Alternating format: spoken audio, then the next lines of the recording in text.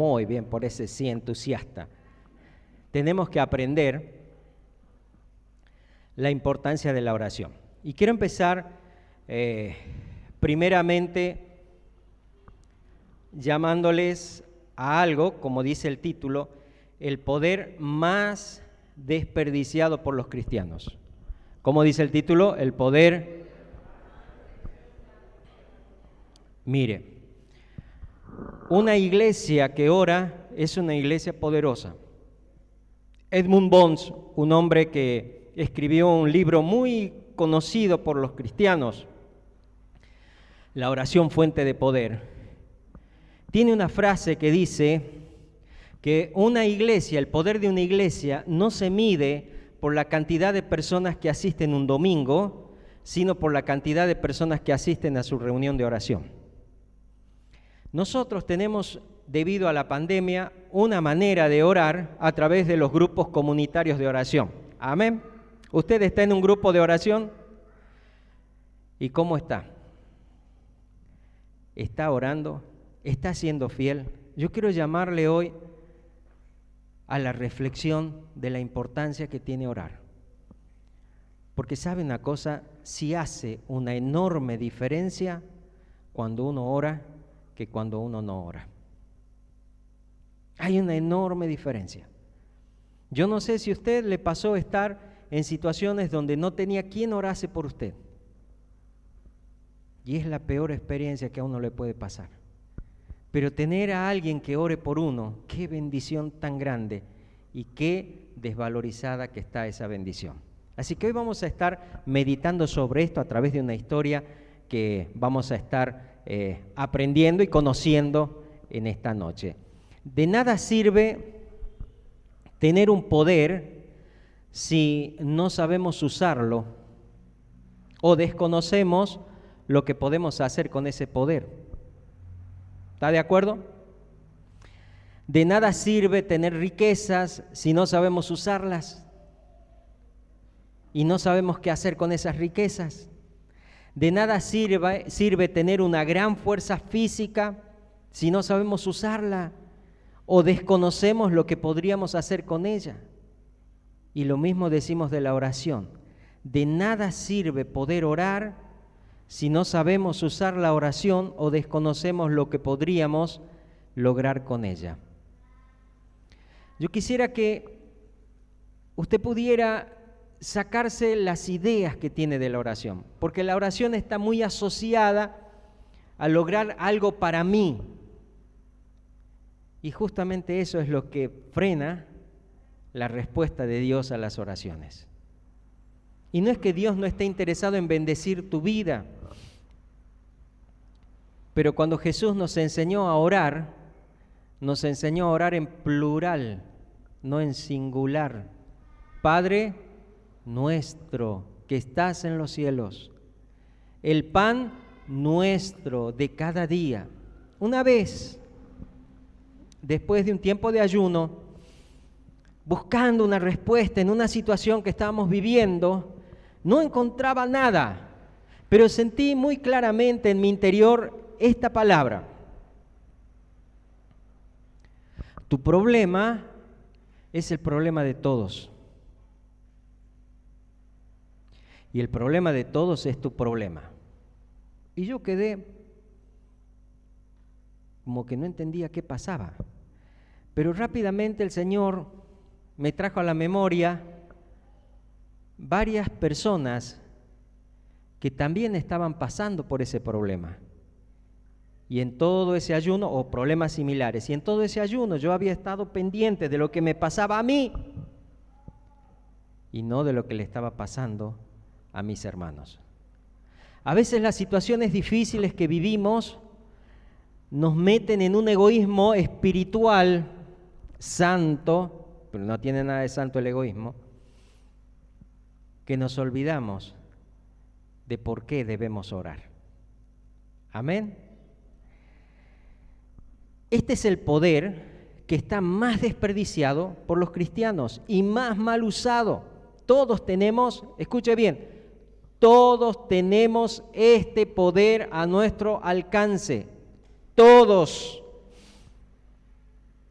Desde aquel que aceptó al Señor en su vida, se arrepintió de sus pecados, hoy como aquel que lleva años siguiendo al Señor. Todos podemos orar.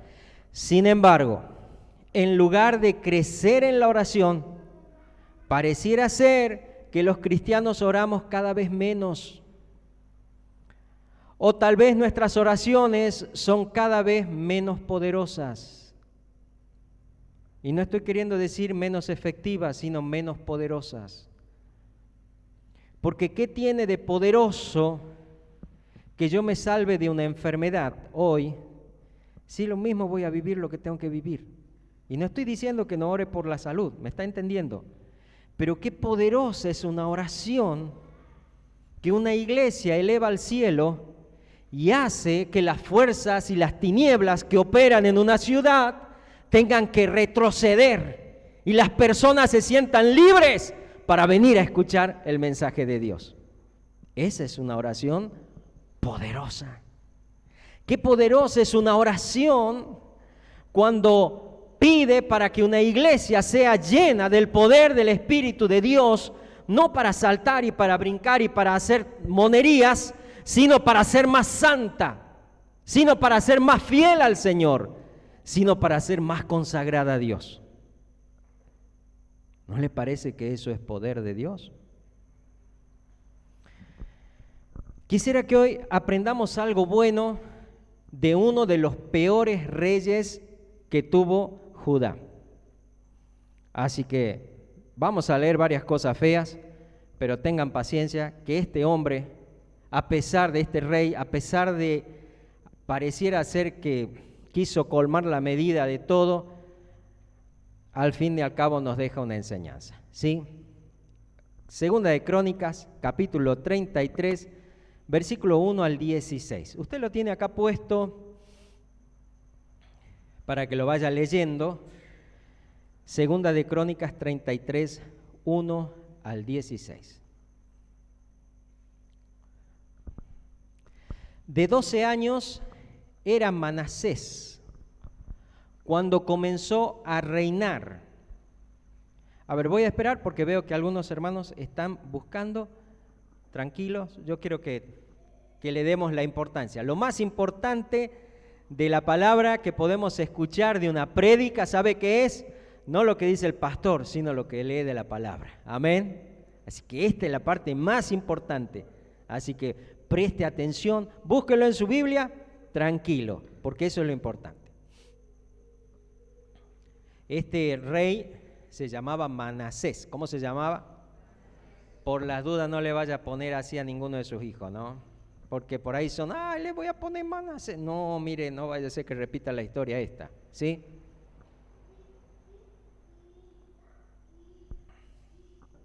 Ya estamos.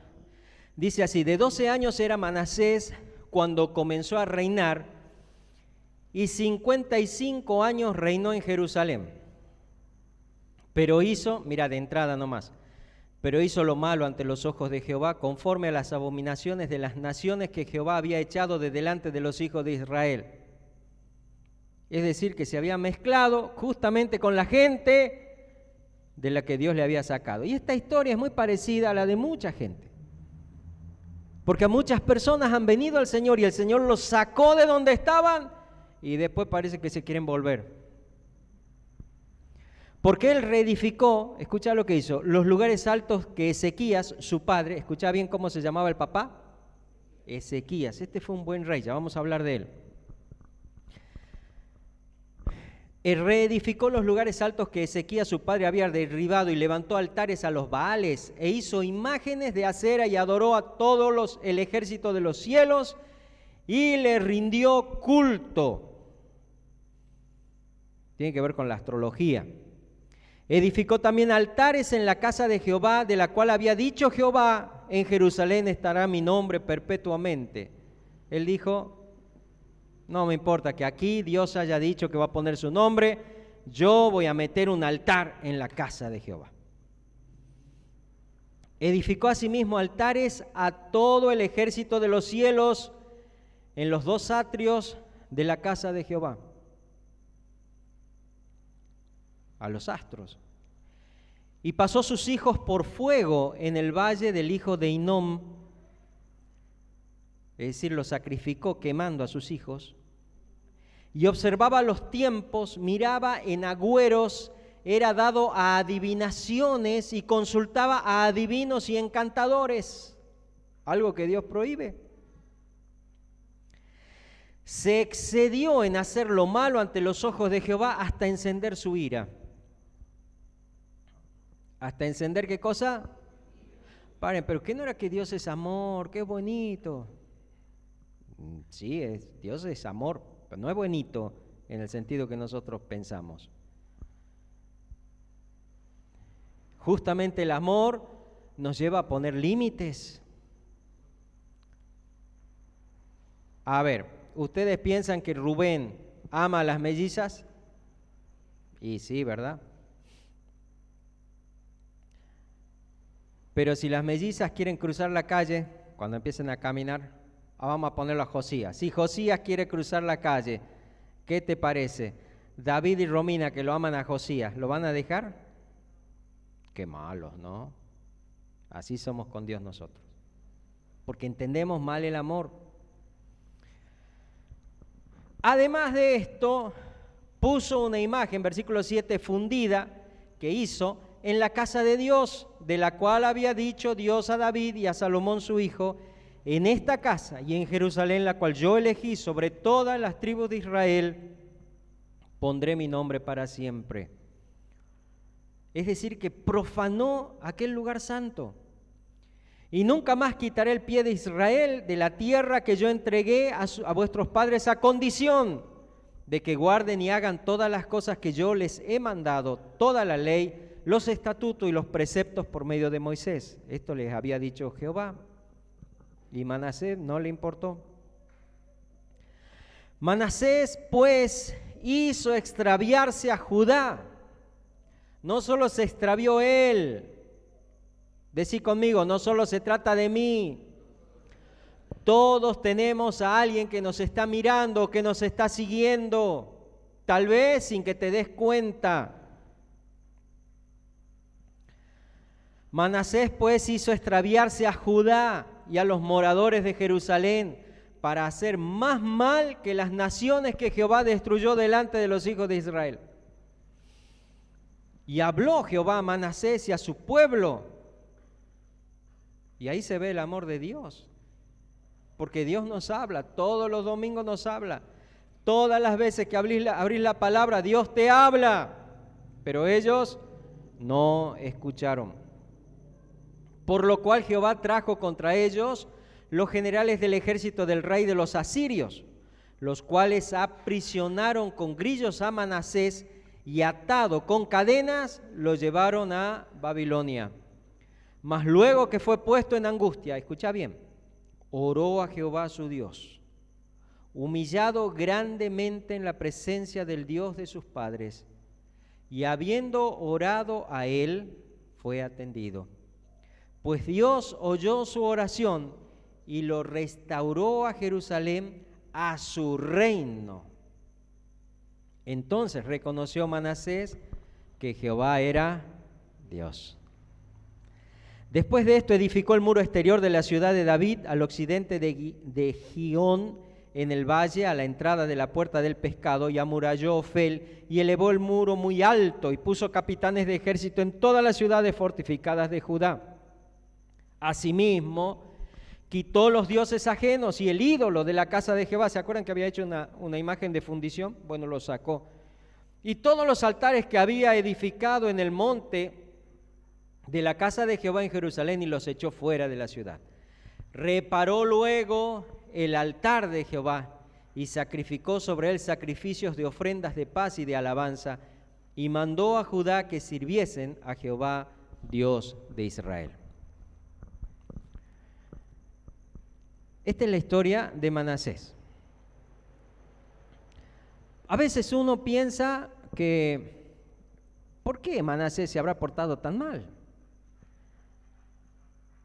A veces no hay una respuesta acabada que pueda decirnos esto. Tal vez desde la psicología uno puede decir, bueno, tal vez las experiencias que tuvo de niños lo alejaron, lo hicieron rechazar lo que su padre amaba.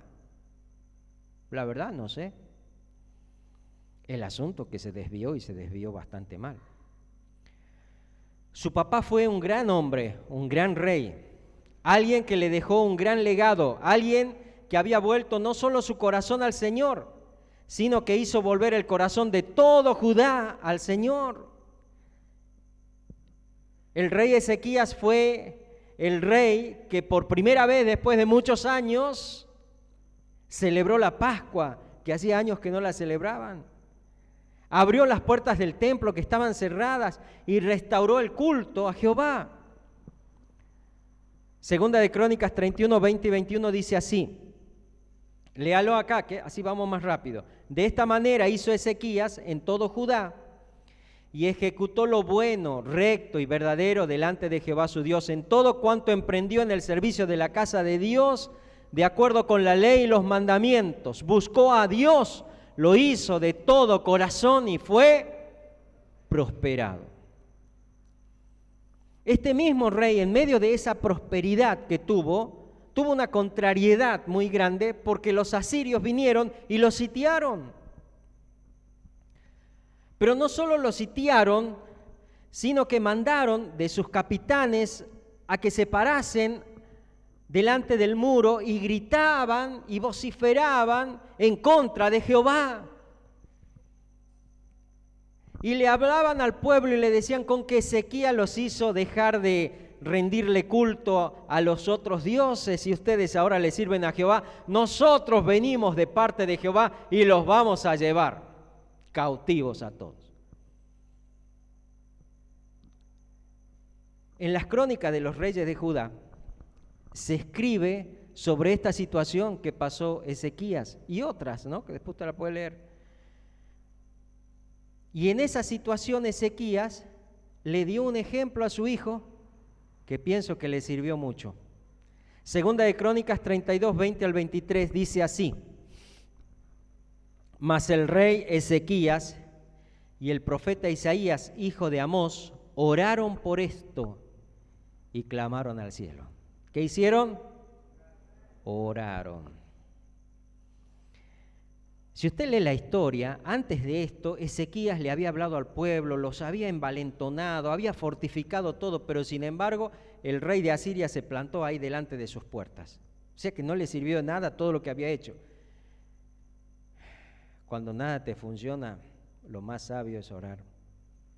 Pero no esperes que nadie te funcione, que nada te funcione. Orá antes de eso. Empezá desde ahora. Amén.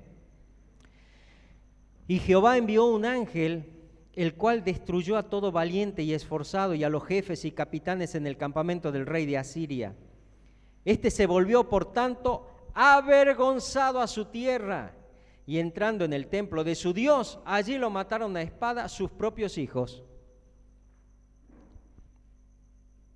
No te metas con Dios. Así salvó Jehová a Ezequías y a los moradores de Jerusalén de las manos de Sennacherib, rey de Asiria, y de las manos de todos, y le dio reposo por todos lados.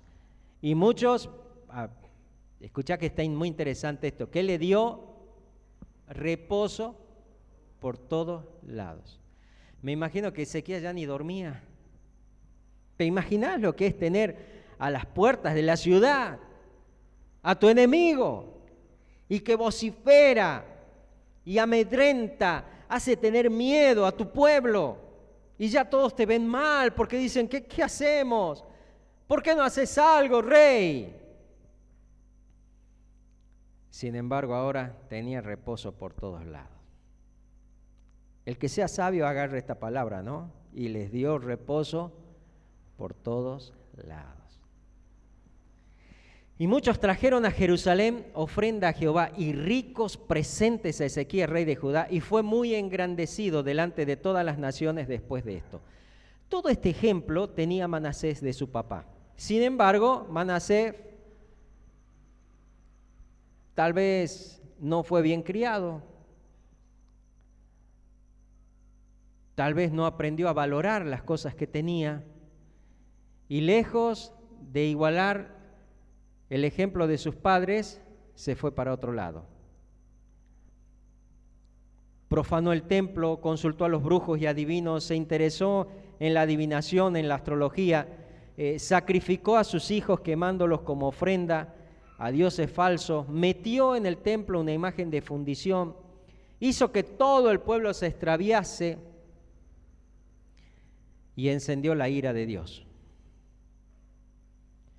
Pero en medio de esta situación,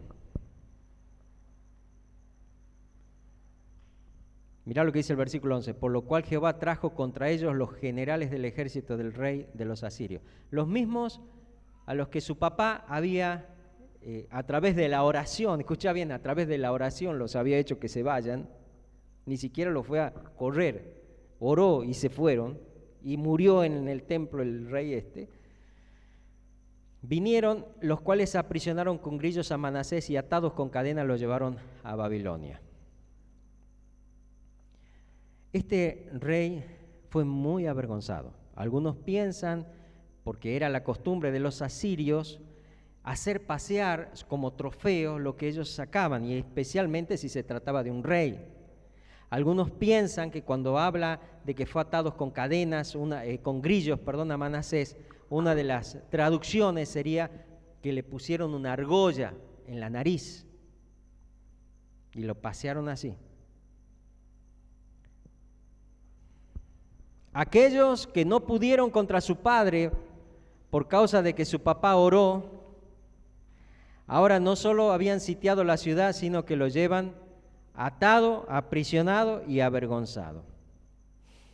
Ahora le pregunto, aunque parezca obvio, ¿cuál fue el pecado de Manasés? ¿Qué tiene que ver Manasés con nosotros? Tiene mucho que ver. Y le voy a explicar por qué. ¿Se acuerda que yo les dije que todas las historias de la Biblia tienen una explicación literal, pero también tienen una aplicación a la vida de la iglesia? Y así como el templo tiene que ver con lo que nosotros somos, así también hoy podemos aplicar esta misma enseñanza sobre lo que todos nosotros tenemos. Mire, cada uno de nosotros hemos recibido de Dios un reino. La palabra de Dios dice en Hebreos capítulo 11, al final, que nosotros hemos recibido un reino inconmovible. Y vos decís, ¿dónde está mi reino? Ahí en tu casa está tu reino. Toda la gente con la que vos te rodeas son parte de ese reino y dependen de vos.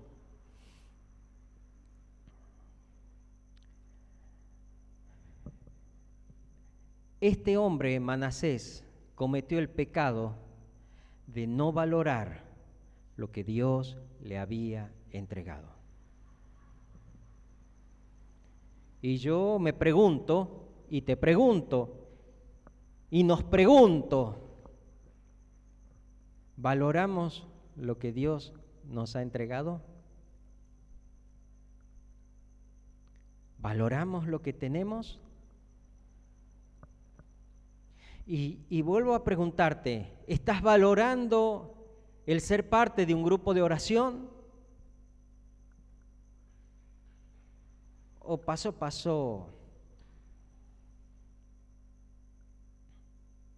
¿O siempre hay algo que se interpone y no podés estar? No quiero avergonzarte, al contrario, quiero evitarte que seas avergonzado, porque ahora estás a tiempo de cambiar las cosas. Porque hay un momento en que Dios se enoja cuando no valoramos lo que nos da. ¿Está entendiendo? Y no crea que porque ahora estamos en el periodo de la gracia, porque ahí ya somos todos teólogos, ¿no? No, hermano, porque Dios es Padre. Y el Padre al Hijo que ama, ¿lo mima? disciplina, castiga.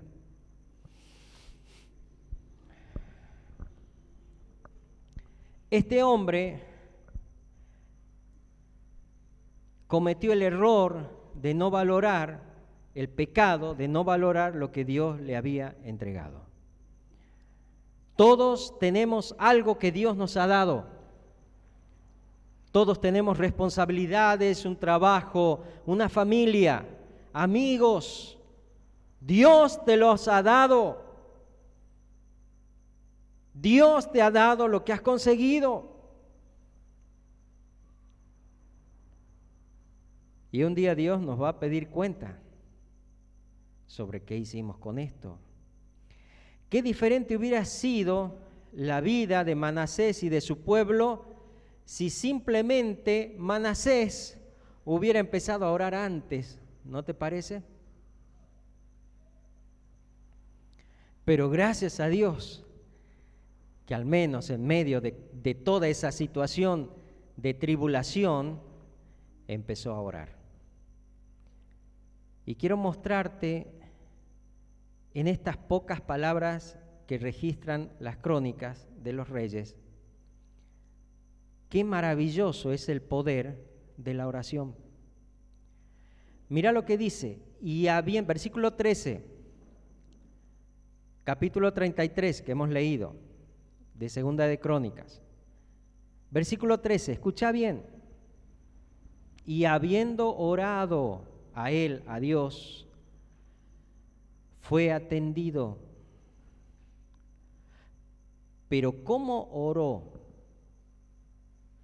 Porque esto es lo importante. Porque nosotros por ahí nos renegamos y decimos, ya he orado, y no. No te sientas mal en los momentos difíciles. Porque mira, en la experiencia corta que tengo, me he dado cuenta que las oraciones más sinceras que elevamos son aquellas cuando estamos quebrantados delante de Dios. Versículo 12, mas luego que fue puesto en angustias, oró a Jehová su Dios, humillado grandemente en la presencia del Dios de sus padres. ¿Cuántas veces nosotros vamos a orar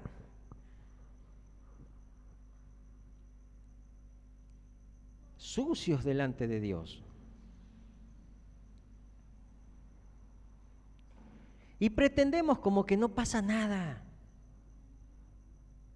¿Cuántas veces vamos a orar habiéndole sido infiel al Señor en las cosas que nos comprometimos a hacer para Él?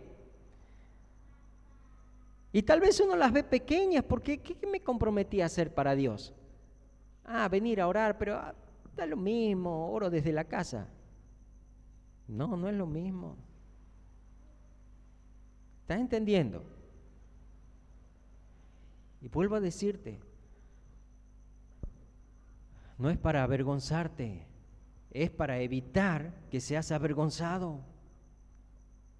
No es más sabio humillar ahora nuestro corazón que humillarlo cuando ya no te queda más otra que humillarte, porque todo se te fue. Y habiendo orado a él, versículo 13, fue atendido, pues Dios oyó su oración. Y mira qué poderoso que es Dios en respuesta a la oración. Y lo restauró a Jerusalén. Era un prisionero, lo restauró. Pero no solo lo restauró a su ciudad, sino también a su reino. Porque Dios todo lo puede. Y a veces lo único que hace falta es humillarse y decir, tenés razón, Señor, estoy mal, esto está mal en mi vida. Y corregir el rumbo. Y permitir que la oración sea respondida.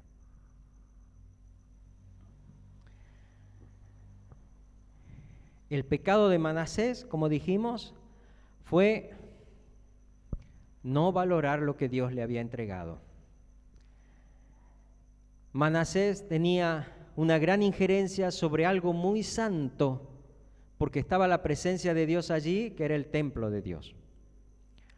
El templo era el lugar de oración. Tanto es así que los judíos, cuando se encontraban lejos y no podían ir al templo, o sencillamente cuando oraban, si ustedes leen después Daniel, van a ver que no solo abría las ventanas, sino abría las ventanas que apuntaban hacia donde estaba el templo.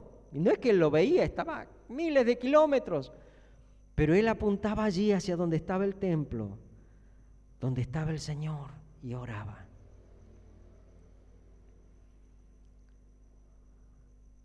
Allí estaba el nombre del Señor, la presencia de Dios. La respuesta a cualquier situación estaba allí, orando en el templo. Hoy en día miles de judíos oran en lo que llaman el muro de los lamentos. ¿Han visto alguna vez fotos de eso? Un pedacito del templo que Dios permitió que se destruyera por causa de la incredulidad, por causa de no darle la honra a Dios. Y hoy ese templo ya no está. Y aunque quieran adjudicarle poder a ese templo, el templo, nos dice la palabra, ¿dónde está? En nosotros. Segunda de Corintios 6, 14 al 18. Habla del templo que somos. Y mire lo que dice: no os unáis en yugo desigual con los incrédulos. Porque ¿qué compañerismo tiene la justicia con la injusticia? ¿Qué comunión la luz con las tinieblas? Muchos caen en esta trampa. ¿Cómo voy a salvar a mi amigo si yo lo dejo?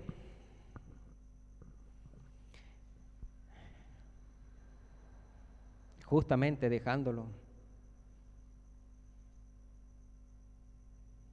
Porque tu amigo va a ver que ya sos diferente. Y al comienzo tu amigo no va a entender lo que estás haciendo, pero cuando vea la vida transformada tuya, va a querer lo que vos tenés y vas a tener la oportunidad de presentarle a Cristo. Pero si vos seguís unido a alguien que no le interesa ser salvado, ¿qué pensás que va a pasar? Es más o menos como que yo me subo en una silla y quiera levantar a alguien que no quiere subir en la silla. ¿Qué me va a pasar? Me voy a dar tremendo golpe, ¿verdad? Entonces Dios dice, no se unan. Ay, no, pero parece cristiana esta chica, parece cristiano este chico, sí le falta ir a la iglesia. No te unas. Y acá habla de compañerismo. ¿Qué compañerismo tiene la justicia con la injusticia? ¿Y qué comunión la luz con las tinieblas?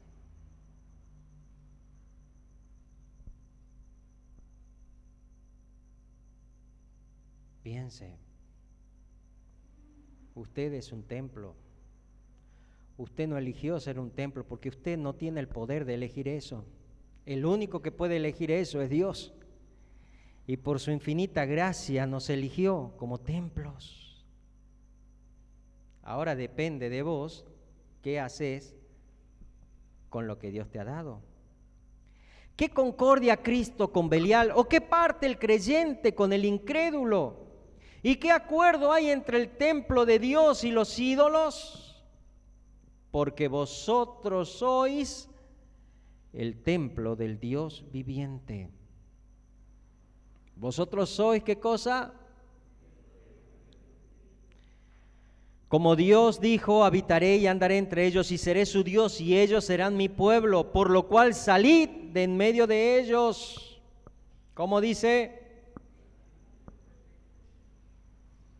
Y esto no quiere decir que uno no pueda relacionarse con personas no cristianas, pero tiene que ser sabio en esa relación.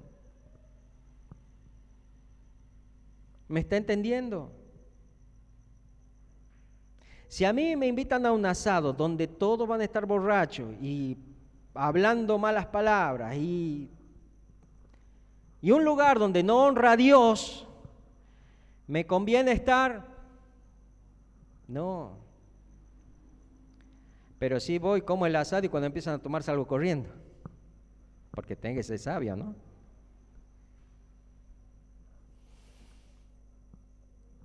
Salid en medio de ellos, apartaos, dice el Señor, y no toquéis lo inmundo, y yo os recibiré. Y seré para vosotros por padre, y vosotros me seréis hijos e hijas, dice el Señor Todopoderoso. Si somos el templo de Dios, deberíamos tener en cuenta esto, ¿no le parece? Usted no es cualquier cosa. Manasés pensaba que el templo, cualquier cosa, mirá, ¿sabes qué? Lo vamos a dejar mejor. La gente va a venir más al templo si le metemos, mira, esta imagen de fundición, ¡fua! Se va a llenar. Mirá, pongamos estas imágenes de los astros y le prendamos incienso. ¿Quién te dice si de Júpiter o de Marte tenemos buenas vibras para que sigamos adelante? No creo que haya dicho vibra Manasés, ¿no? Pero para ponerlo más en nuestro léxico. No pasa nada.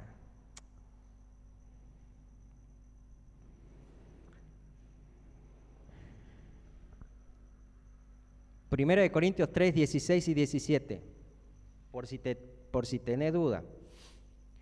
Dice así la palabra: ¿no sabéis que sois templo de Dios y que el Espíritu de Dios mora en vosotros?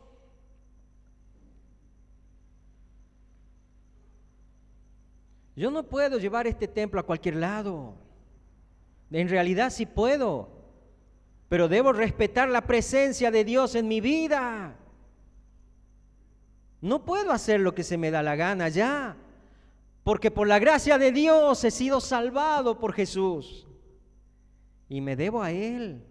A mí no me salvó el mundo, a mí no me salvaron los amigos, a mí me salvó Cristo y a Él me debo. Si alguno destruyera el templo de Dios, Dios le destruirá a él. Porque el templo de Dios, el cual sois vosotros, santo es. Si bien esta enseñanza no es solamente personal, sino más bien de lo que la iglesia es, y habla de cuidadito con destruir la iglesia, también podemos aplicar a nuestras vidas personales. El apóstol Pedro dice que somos una casa espiritual y donde cada uno de nosotros somos una piedra viva que conforma una casa espiritual. Gente preciosa, que Dios nos libre de no valorar lo que tenemos.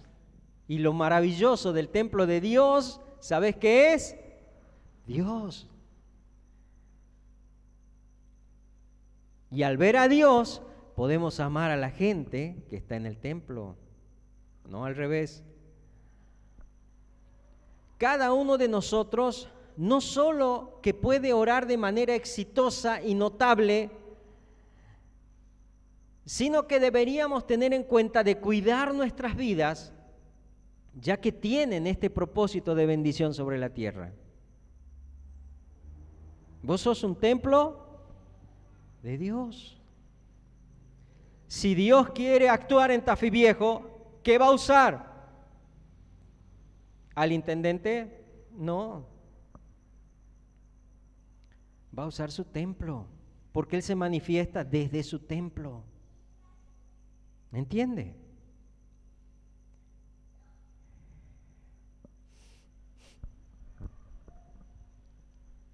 Es tiempo de entender que la oración,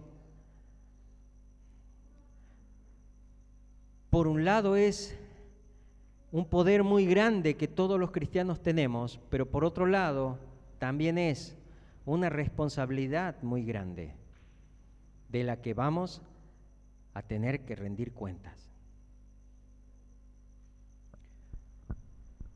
La oración es lo que parte del templo hacia Dios. Hay un punto de unión entre Dios y el hombre, que es el templo, y a Dios le ha placido que el templo seamos justamente nosotros. Escuchemos lo que el Señor dice acerca del templo. Fíjese qué pasó, Mateo 21, 12 al 14. Mateo 21, 12 al 14. Y entró Jesús en el templo de Dios y echó fuera a todos los que vendían y compraban en el templo. ¿Sabes qué significa esto? Que habían encontrado la manera de hacer una platita en el templo. Y volcó la mesa de los cambistas y las sillas de los que vendían palomas. Y les dijo, escrito está, mi casa, casa de oración será llamada, mas vosotros la habéis hecho cueva de ladrones. Y vinieron a él en el templo ciegos y cojos, y los sanó. Quiero darle la tranquilidad a los muchachos que están con el kiosco, que eso no es un negocio de alguien, ¿sí? Eso es algo de la iglesia, ¿sí? El dinero que se recoge ahí es para la iglesia, no es para los muchachos, ¿no? Así que cuando usted compra ahí, va para la iglesia. Esto no era así. Ellos eran cambistas, cambiaban el dinero del que venía la gente, que no era de ese pueblo, con otra moneda, la cambiaban por la moneda del templo, y entonces hacían su diferencia. Tenían que traer animales para el sacrificio, ellos lo tenían ahí a los animales, muchas veces era lo peor, pero lo tenían ahí y lo vendían y hacían diferencia. No iba al templo ese dinero, iba para los intereses de algunos pícaros que, acomodados con el poder religioso, habían puesto su puesto ahí y vendían. Entonces Jesús, cuando fue al templo, se enojó con esta gente. Y dice esta frase, que es una palabra profética, mi casa, casa de oración será llamada. Mi casa, casa de oración será llamada. Mas vosotros la habéis hecho cueva de ladrones. Quiero terminar dejándote esta última reflexión. Mi casa. ¿Cuál es la casa? Ahora, tu cuerpo. El apóstol Pablo dice que nuestros cuerpos son templos del Espíritu Santo. Ahora bien, dice el Señor, mi casa, ¿a qué se está refiriendo? A tu cuerpo, a mi cuerpo. ¿Cómo se tiene que llamar tu cuerpo? ¿Casa de qué? ¿Casa de qué?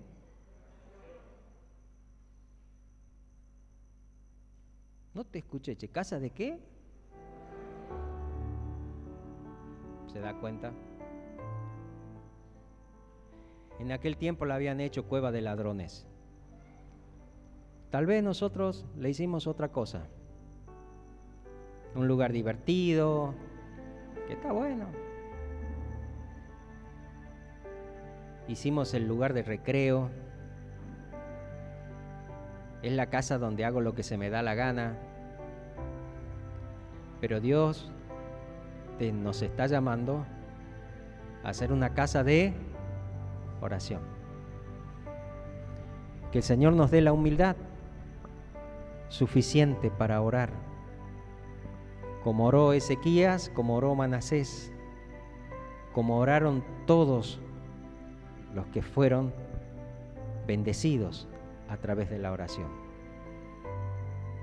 Que podamos entender que orar no es el hecho de hablar solamente con Dios, es el hecho de estar con Dios. Y para estar con Dios, yo tengo que estar bien. Yo tengo que saber que Dios me conoce tal cual soy. Yo no puedo ir y postrarme o empezar a orar como si fuese que... No, Dios me conoce. Dios conoce mis pensamientos.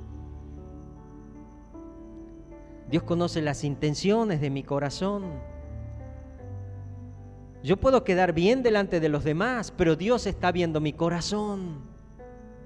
Y tal vez mi corazón deja mucho que desear.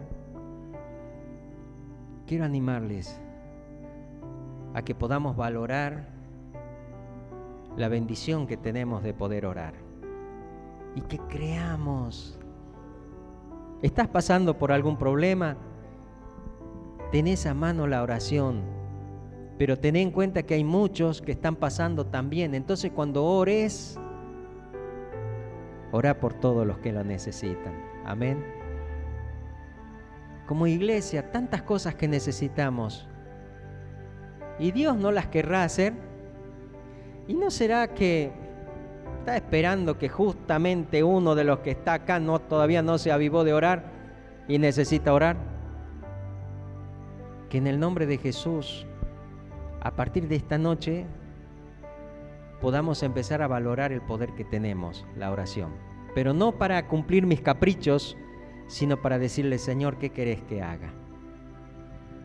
Cuando el apóstol Pablo nos habla de la armadura del Señor, al final nos dice, orando en todo tiempo, en el Espíritu. Es decir, de acuerdo a la voluntad de Dios. No de acuerdo a lo que me parece a mí, de acuerdo a la voluntad de Dios. ¿Y cómo vas a saber qué orar? Sencillo. Tenés la palabra de Dios para saber qué orar. Tenés muchas cosas por qué orar, poderosas oraciones que van a traer mucha bendición a tu vida. El diablo muchas veces aprovecha de que estamos en un problema para que nos fijemos en ese problema y nos volvamos egoístas, queriendo salir de ese problema y orando solo por ese problema, cuando podés hacer una oración poderosa que no solo te bendiga a vos, sino que bendiga a todos los que están con ese problema. ¿Qué es más sabio? Decir, Señor, danos trabajo, ayúdanos a crecer, o decir, Señor, queremos que la pobreza se vaya. Va a haber más respuestas así, ¿no te parece? Que en el nombre de Jesús hoy sea la noche, amén, donde le damos la importancia al poder que Dios nos ha dado, nos ha confiado, que podamos orar en el nombre de Jesús, creyendo y viendo su mano obrar en nuestras vidas, dejando de mirarnos a nosotros mismos para ver al otro que está al lado mío, a mi hermano que también necesita, que aprendamos a orar oraciones poderosas. Póngase de pie mientras nos despedimos de aquellos que han estado conectados con nosotros. Que el Señor les bendiga grandemente, que sus vidas sean vidas de oración, pero de oraciones poderosas en el Señor, no de oraciones mezquinas, no de oraciones egoístas, sino de oraciones amplias que traen bendición sobre la tierra. Vamos a darle gracias a Dios por su